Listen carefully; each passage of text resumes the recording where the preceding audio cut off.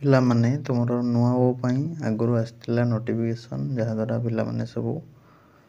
जो मैंने सब लिस्ट रे थिले से माने जाके अप्लाई करूले एवं किसी पिला अप्लाई करि पारु नथिले एवं किसी पिला नेकी जबरदस्ती फॉर्म फिलअप करके नेकी दे दउथले कॉलेज रो ये टाइप रो सिचुएशन उपजितला। तो वर्तमान समय रे तुमर नुआ करके आसी प्रेस रिलीज हेछि नुआ करके तो से अनुसार नुआ करके डेट आसीबो कौन रही अपडेट एठार आम डिटेल्स कथा हवा समस्त भिडियोटी को शेष पर्यंत देखंतु जहाँद्वारा जानीपर राज्य सरकार नुआ गाइडलाइन ले कौन सब मेंशन रही नुआ ओ आवेदन पाई। चलते भिडियोटी को स्टार्ट करनवा निश्चित भाव में भिडियो को शेष पर्यंत देखंतु एवं निजर सांगसाथी समस्त को शेयर कर दियंतु। नमस्कार दोस्तों, इस वीडियो को लाइक करें, हमारे चैनल को सब्सक्राइब करें, इस घंटी के आइकन को दबाएं, ऑल सेलेक्ट करें हमारी सभी वीडियो सबसे पहले देखने के लिए। पिला माने नुआ ओ पाई जोटा आसी प्रेस रिलीज देख तुम ओडिशा रे उच्च शिक्षार रूपांतरण मानवृद्धि और छात्र छात्री मानक अभिवृद्धि को दृष्टि रे रखी ओडिशा सरकार कैबिनेट आज नुआ ओ छात्रवृत्ति को अनुमोदन प्रदान करिसेंती। एथिरे उच्च शिक्षा विभाग अधीन राज्यर समस्त सरकारी कॉलेज राज्यर विश्वविद्यालय अनुदान प्राप्त कॉलेज एवं विशेषकर साम्स पोर्टाल माध्यम रे प्रवेश नेउथिबा बेसरकारी कॉलेज माने एही योजनार लाभान्वित हेबे। अर्थात तुम गवर्नमेंट कॉलेज प्राइवेट कॉलेज जोड़ा सब साम्स अंडर एडमिशन नौचंती ठीक अच्छे एवं विश्वविद्यालय सब गुड़ाक पिला माने यही योजना रे लाभान्वित हो पारिबे। तापरे यही योजना अनुजाई उपरोक्त शिक्षानुष्ठान ले पढ़ुवा समस्त यूजी पीजी छात्र छात्री नुआ ओ छात्रवृत्ति परिसरगत हेबे। छात्र छात्री मानक 9,000 टंका छात्र मानक 9,000 टंका और छात्री मानक 10,000 टंकार वार्षिक वृत्ति जोगाई दिया ठीक अच्छे। यही योजना रे तुम +3 एवं पीजी सबू पिला अप्लाई करेंगे एवं पुओ मानक 9,000 टंका मिलिबो झियो मानक 10,000 टंका मिलिबो वर्ष को। तापर अनुसूचित जाति और अनुसूचित जनजाति जोटा कि एससी आउ एसटी तथा निर्माण श्रमिकों पुओं को 10,000 झीओं को 11,000 टंकार वार्षिक छात्रवृत्ति जोगाई दिया ठीक अच्छे। तुम एससी पिला एसटी पिला जो मैंने सब अच्छा एवं लेबर कार्ड जो मान सब रही निर्माण श्रमिक जो मैंने से पुओं को झीओं को सब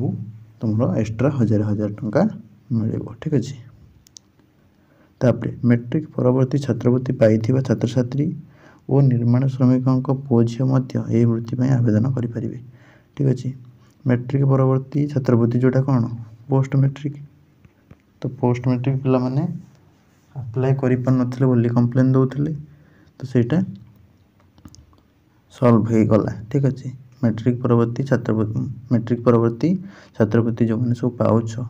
से मैंने भी अप्लाई कर नुआ ओ पाई। तापरे कालिया वृत्ति पाउथिले पिला माने एही योजनार लाभ पाई परिबे नाही ठीक अच्छे। कालिया स्कॉलरशिप जो मैंने पाउचंती से मैंने एथिपई अप्लाई करि परिबे नाही। तापरे जो मानक बापा माँ आयकर परिसरभुक्त थिबे किंबा रेगुलर सरकारी चाकरी थिबे किंबा पीएसयू रे किंबा ऑटोनोमस बॉडी रे थिबे किंबा अनुदान प्राप्त शिक्षानुष्ठान मानकरे अनुदान प्राप्त करुथिबे से माने एही योजना पई योग्य विवेचित हेबे नाही ठीक अछि। जो बापा माँकर जो पिला माने तांकर बापा माँ माने कोन करछन चाकरी करछंती बा इनकम टैक्स भरुछंती बा कोनोसी चाकरी रेगुलर भाव चाकरी करछंती ठीक अच्छे। पीएसयू रे अछंती बा ऑटोनोमस बॉडी मानकर चाकरी करछंती बा कोनोसी शिक्षानुष्ठान ले से अनुदान करछंती ठीक अच्छे। ताले से माने तांकर जो पिला सब रहिले से माने एलिजिबल हेबे नाही। तापरे केवल स्व आर्थिक प्रदत्त पाठ्यक्रम व्यवस्था जोटा self financing course in PPP mode public private partnership mode एथिरे तुम जो मैंने सब कोर्स करुच ठीक अच्छे। कॉलेज बा यूनिवर्सिटी रे तुम देखो किसी कोर्स थाए जोटा कि साम्स पोर्टाल अंडर एडमिशन निया जाएनी जोटा अलग तुम ऑफलाइन एप्लिकेशन पढ़ी पिला एडमिशन नि जोटा कि पीपीपी मोड रे ठीक अच्छे। कौन से गोटे प्राइवेट सेक्टर संस्था कॉलेज सहित डील कला डील करके पब्लिक प्राइवेट पार्टनरशिप रे कोर्स लॉन्च कला ठीक अच्छे से ऑटोनोमस बा यूनिवर्सिटी सब थाए प्राय तो से कोर्स रे जदि एडमिशन करछो ताले तुम एलिजिबल हबनी तब डिस्टेंस कोर्स जोटा कि तुम ओडिशा ओपन यूनिवर्सिटी जोटा रही स्टेट ओपन यूनिवर्सिटी OSOU से पीजी कर DDC रे ठीक अच्छे डायरेक्टरेट ऑफ डिस्टेंस लर्निंग ठीक अच्छे ये उत्कल यूनिवर्सिटी अंडर आसी तापर तुम आ गए रहा कौन इग्नो डिफरेन्स सेंटर रे करुच भुवनेश्वर कर तुम बीजेपी रे कर भद्रक ऑटोनोमस रे कर FM रे करुच तुम कोरापुट रे कर जो भी इग्नो सेंटर रे तुम एडमिशन कर तुम हेनी ये स्कॉलरशिप बहुत सारा सेंटर रही ओडिशा रे पिला माने एग्जाम दौरान एडमिशन करके डिस्टेंस रे तो से पिला माने सब अप्लाई करि परिबे नाही माने टोटली डिस्टेंस कोर्स अप्लाई करि परिबे नाही तापर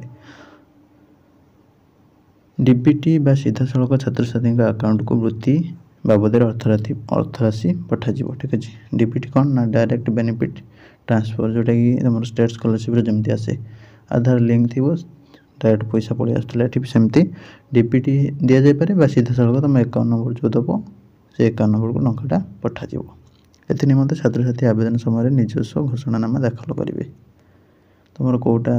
डीबीटी पाइब कि तुम अकाउंट रे पाइब से तुम जो फॉर्म दिखाई से फिलअप करके तुम लिखब कि तुम कौटार पाइबा चाहूच तापर यही योजना प्राय प्रति वर्ष 5,80,000 पिला लाभार्थी हेबे एवं यही घोषणा 2023-24 आर्थिक वर्ष 27-28 मध्य हाराहारी 3201 कोटी टंका व्यय करा ठीक अच्छे तुम यहाँ प्रति वर्ष 5 लाख रु एभव पिला पाइबे एवं 32,100 कोटी टंका तुम 23 रु नहीं 28 पर्यंत खर्च हम तापर उच्च शिक्षा रे उत्कर्ष और गुणवत्तार अभिवृद्धि निमंते सरकार यही प्रचेषा शिक्षार आर्थिक प्रतिबंधक को एड़े सक्षम हम ठीक अच्छे तुम उच्च शिक्षार जहाँ भी रही पिला प्रोब्लेम हो उच्च शिक्षा ग्रहण करें से गुड़ा सब क्लीयर हो तुम जहाँ भी आर्थिक अवस्था रही सुधरी ये टंकाटा पाई तुम पढ़ापढ़ी लगे यहाँ रोज संपूर्ण डिटेल्स यहाँ रही नुआ अपडेट तो वीडियो भल लगी वीडियो को लाइक कर चैनल को सब्सक्राइब कर बहु मात्रा वीडियो को शेयर कर जय जगन्नाथ रही नमस्कार।